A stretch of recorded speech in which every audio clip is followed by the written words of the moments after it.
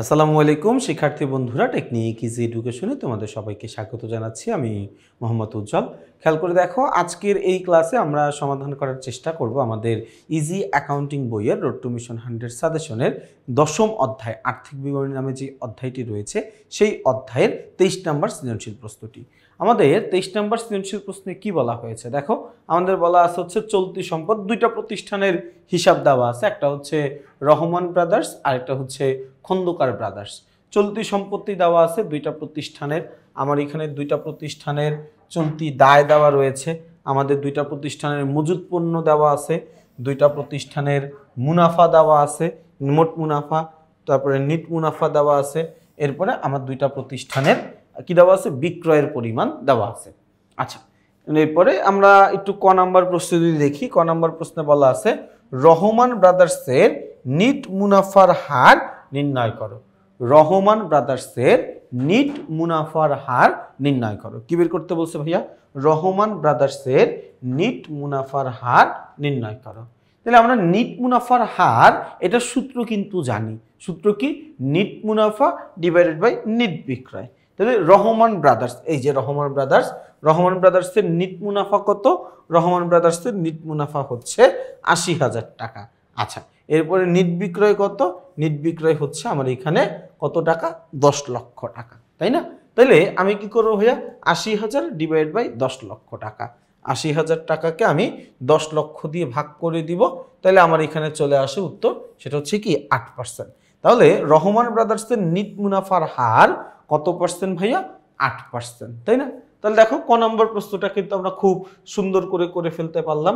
খ নম্বর প্রশ্নে আমরা যাব। আমাদের প্রশ্ন নম্বর খতে কি বলেছে? বলেছে উদ্দীপকের তথ্যের অবলম্বনে রহমান ব্রাদার্স এবং খন্দকার ব্রাদার্সের বিনিয়োজিত মূলধনের উপর মুনাফার হার নির্ণয় করো। সোজা কথা, আমাকে বিনিয়োজিত মূলধনের উপর মুনাফার হার নির্ণয় করতে বলছে দুইটা প্রতিষ্ঠানেরই, রহমান ব্রাদার্সেরও খন্দকার ব্রাদার্সেরও। বিনিয়োজিত মুনাফা মূলধনের উপর মুনাফার হার, এটা বের করার সূত্র কি? সূত্র হচ্ছে নিট মুনাফা ডিভাইডেড বাই নিট মুনাফা ডিভাইডেড বাই বিনিয়োজিত মূলধন ইন্টু 100। নিট মুনাফা ডিভাইডেড বাই বিনিয়োজিত মূলধন ইন্টু 100। নিট মুনাফাকে আমরা ভাগ করে দিব কত দিয়ে? আমরা ভাগ করে দিব বিনিয়োজিত মূলধন দিয়ে। ওকে, তাহলে আমরা যদি একটু এই জায়গাটায় খেয়াল করে দেখি, এই তো আমরা যদি এই জায়গাটা একটু খেয়াল করি, একটু তাকাও তোমরা সবাই, আমরা যদি এই জায়গাটা একটু খেয়াল করি, এই যে বিনিয়োজিত মূলধনের উপর মুনাফার হার, এটা বের করার সূত্র কি? নিট মুনাফা ডিভাইডেড বাই বিনিয়োজিত মূলধন ইন্টু 100। নিট মুনাফা ডিভাইডেড বাই বিনিয়োজিত মূলধন ইন্টু 100। নিট মুনাফা, রহমান ব্রাদার্সের নিট মুনাফার পরিমাণ কত? এই যে দেখো, রহমান ব্রাদার্সের নিট মুনাফার পরিমাণ 80,000 টাকা, বিনিয়োজিত মূলধনের পরিমাণ 1,60,000 টাকা। তাহলে 80,000 ডিভাইডেড বাই 1,60,000, এই যে 80,000 ডিভাইড বাই 1,60,000 ইন্টু 100 সমান সমান 50%, সমান সমান 50%। গেল, এটা শেষ, এটা শেষ। এরপরে আমরা আসি হচ্ছে খন্দকার ব্রাদার্স। খন্দকার ব্রাদার্সের কি কি দেওয়া আছে? দেওয়া আছে নিট মুনাফা 60,000, বিনিয়োজিত মূলধন দেওয়া আছে কত? বিনিয়োজিত মূলধন দেওয়া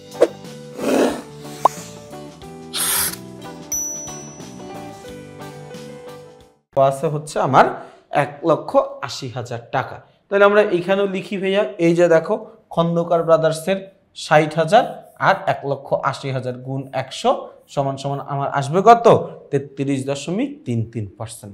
তাহলে আমার খ নম্বর প্রশ্নে রহমান ব্রাদার্সের বিনিয়োজিত মূলধনের উপর মুনাফার হার 50%, খন্দকার ব্রাদার্সের বিনিয়োজিত মূলধনের উপর মুনাফার হার কত পার্সেন্ট? 33.33%। বোঝা গেছে ভাইয়া খ নম্বরটা। গ নম্বর প্রশ্নে আমরা যাব। আমাকে গ নম্বর প্রশ্নে আমার কাছে কি চাইছে? গ নম্বর প্রশ্নে আমাকে বলেছে প্রতিষ্ঠান দুটির চলতি অনুপাত এবং তারল্য অনুপাত নির্ণয় করো। প্রতিষ্ঠান দুটির চলতি অনুপাত ও তারল্য অনুপাত নির্ণয় করো।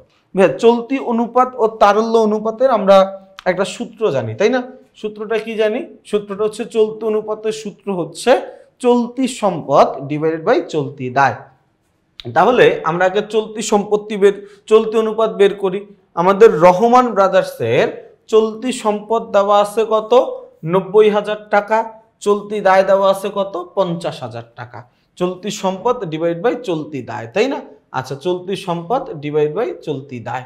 তাইলে আমরা যদি এই জায়গায় একটু আসি, চলতি সম্পদ এই যে দেখো 90,000 ডিভাইড বাই 50,000, 90,000 ডিভাইড বাই 50,000 করলে কত আসে 1.80:1 যে লিখতে হবে, এটা আমরা আগের প্রশ্নগুলো থেকেই জেনে আসছি, যেটা একটা আদর্শ মান আছে এবং আদর্শ মানের কারণে আসলে আমরা শেষে 1 লিখি। খন্দকার ব্রাদার্সেরটা একটু আমরা খেয়াল করি।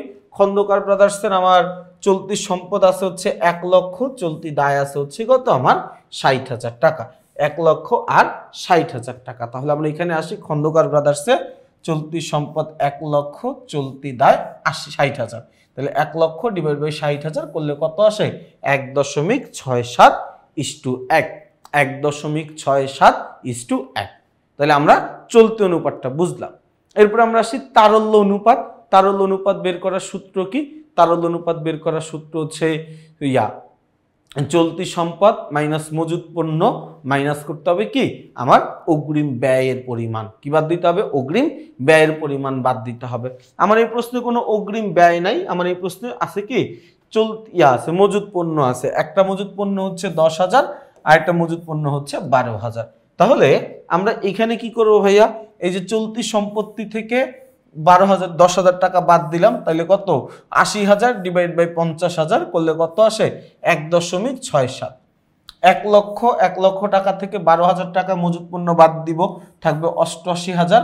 88,000 ডিভাইড বাই 60,000 করলে আসবে কত 1.47 বা 1.47, তাই না?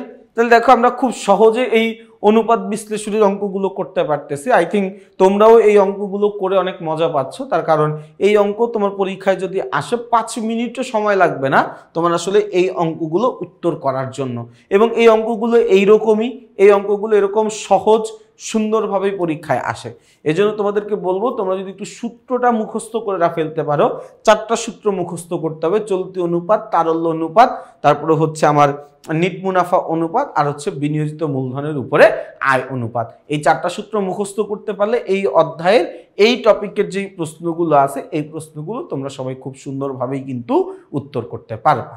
তো যারা যারা এই ইজি অ্যাকাউন্টিং বইটি সংগ্রহ করেছো, তোমরা তো বইয়ের মাধ্যমে অঙ্কগুলো চর্চা করছোই। যারা যারা বইটা সংগ্রহ করো নাই তাদের জন্য অনুরোধ থাকবে যে তোমরা বইটা সংগ্রহ করে দ্রুত সময়ের মধ্যে এই অঙ্কগুলো চর্চা করা শুরু করো।